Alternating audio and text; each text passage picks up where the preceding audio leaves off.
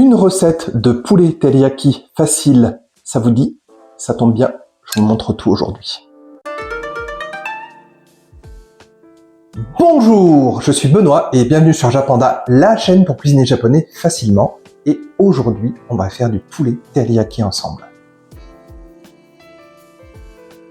En ce qui concerne les ingrédients, vous allez avoir besoin de 2 escalopes de poulet ou 6 os de cuisse de poulet, 6 cuillères à soupe de sauce soja, 4 cuillères à soupe de mirin, 4 cuillères à soupe de saké de cuisine, 2 cuillères à soupe d'huile de tournesol, 2 cuillères à soupe de graines de sésame. Vous pouvez prendre des blanches, des noires ou comme moi faire un petit mélange maison blanc et noir. Pour la déco également, vous pouvez prendre 2 tiges de cébette alias oignon nouveau. Moi, j'en ai pas trouvé, donc on va faire la petite astuce avec le poireau en récupérant le verre de poireau parce que ça, en fait, ça peut remplacer la cébette. C'est vraiment récurrent. Là, je commence à avoir vraiment du mal à trouver de la cébette, donc il risque d'y avoir pas mal de plats avec cette petite astuce pour remplacer avec le poireau. Pour aller avec le poulet teriyaki, moi je vous recommande vraiment de faire du riz japonais. Donc je vous mets la recette en haut à droite, comme ça vous l'avez une bonne fois pour toutes et vous pouvez l'enregistrer.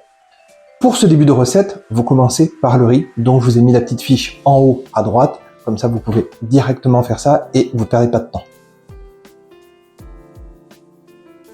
Donc là, après avoir ajusté la lumière, on s'attaque à la découpe du poulet. J'avais déjà un petit peu commencé, mais j'avais vu que j'avais pas assez de lumière, donc je suis allé chercher la petite lumière qui est là. Et on va faire des petits morceaux, en fait, à peu près de cette taille-là.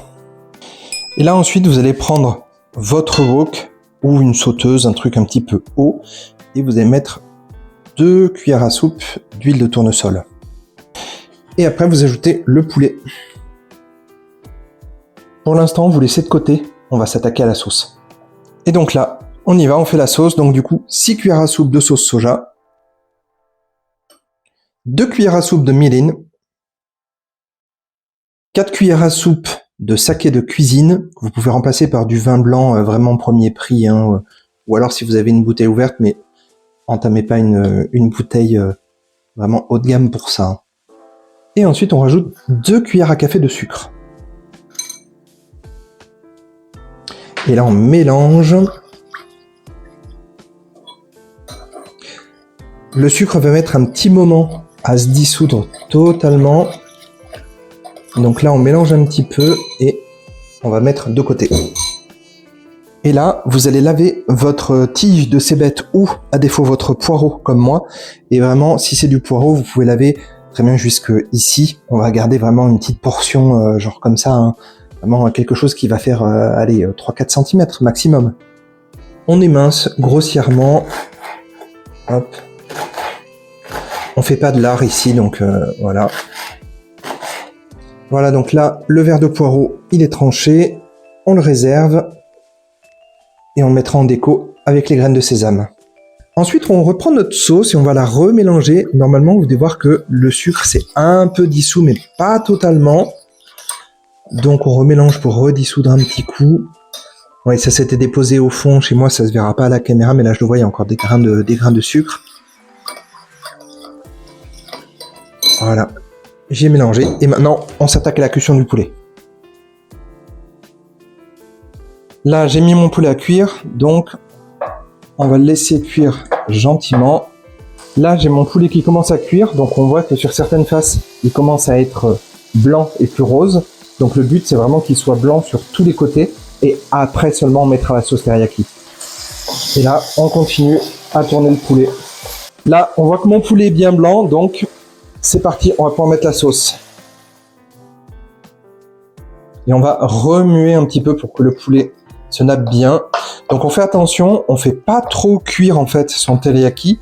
Parce que la sauce, comme il y a du sucre, en fait, elle va vraiment commencer à un peu épaissir. Et donc, quand elle épaissit trop, ça fait un caramel. Et quand ça fait un caramel, c'est assez amer, ça colle aux dents. Et ça peut même vous enlever des plombages ou des choses comme ça. Donc, vraiment, on fait attention à ça. Là, on voit que ça mousse, c'est normal. On s'inquiète pas. Ça va se réduire après. Et on continue à mélanger un petit peu son poulet pour que vraiment tous les morceaux de poulet soient imbibés de sauce teriyaki. Voilà, après 7-8 minutes de cuisson, la sauce s'est en partie évaporée, pas complètement, le poulet a un peu réduit. Donc là, on va pouvoir passer au dressage. Et donc pour le dressage, vous allez commencer par mettre un peu de riz dans un bol à repas japonais ou un autre plat, hein, comme vous voulez, il n'y a pas de souci. Moi j'ai un plat à repas japonais, donc je le mets. Ah, mon riz est un petit peu attaché au fond. Bon, c'est pas grave, ça se mange quand même. Ensuite, on verse le poulet avec un petit peu de sauce, bien entendu. Et on garde le reste pour la deuxième. On rajoute le petit verre de poireau qui remplace la cébette et une légère cuillère à soupe de graines de sésame. Et voilà, c'est tout prêt. Et voilà, vous savez désormais comment faire du poulet teriyaki et on va goûter tout ça. Itadakimasu. Ah, j'arrive pas à l'attraper. On sent bien le côté un peu caramélisé, sucré, salé, vraiment, c'est vraiment tout ce que j'aime, quoi. Merci d'avoir regardé cette vidéo jusqu'au bout. Donc pour vous remercier de ça, il se pourrait que dans la description, je vous ai mis un petit cadeau à aller télécharger gratuitement sur le site. Vous me direz ce que vous en pensez. Et donc n'oubliez pas que je réponds à tous les commentaires, donc si jamais vous avez une question, qu'il y a quelque chose que vous n'avez pas compris, vous voulez que je refasse un point dessus, je vous réponds en commentaire. Et encore une fois, merci beaucoup. Et moi je vous dis Mata Kondo, à la prochaine.